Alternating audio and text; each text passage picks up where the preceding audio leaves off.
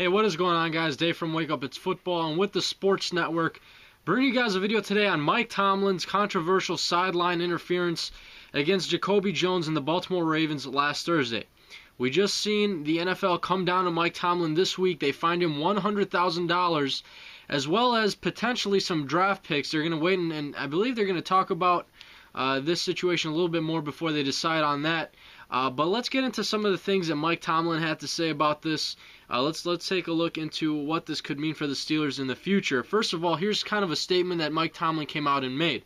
He says it's an inexcusable blunder in my part. I understand with my position comes the charge of persevering and protecting the integrity of the game of football. And I think probably my biggest error on Thursday night is not realizing that play jeopardized the integrity of the game from a perception standpoint. Now, I'm going to be showing you guys images throughout this video. I mean, clearly before even Jacoby Jones was there, Mike Tomlin was on that 6 foot of white strip down the sideline that he should not have been on to begin with. Secondly, his foot was already on the field.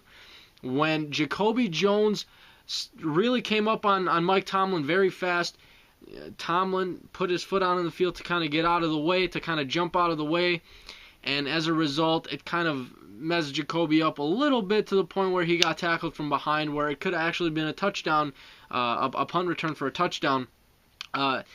They fined Mike Tomlin. That's great. $100,000, second highest fine in NFL history against a head coach. There's been a couple other coaches who have been fined $100,000.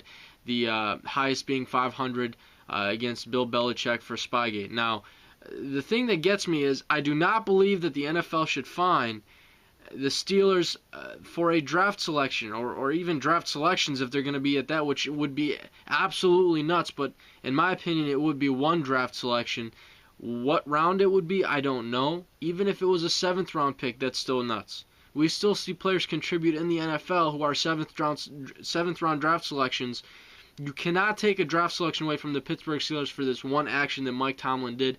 I think that would be ridiculous. I want to know what you guys think. I want to get your guys' take on this. Throw your comments down below on this subject at hand. Mike Tomlin, was it fair that he got fined $100,000? Do you think Mike Tomlin should have, do you believe Mike Tomlin intentionally interfered? And do you think the Pittsburgh Steelers should have a draft pick taken away from him? Throw those comments down below. Again, Dave from Wake Up It's Football and with the Sports Network.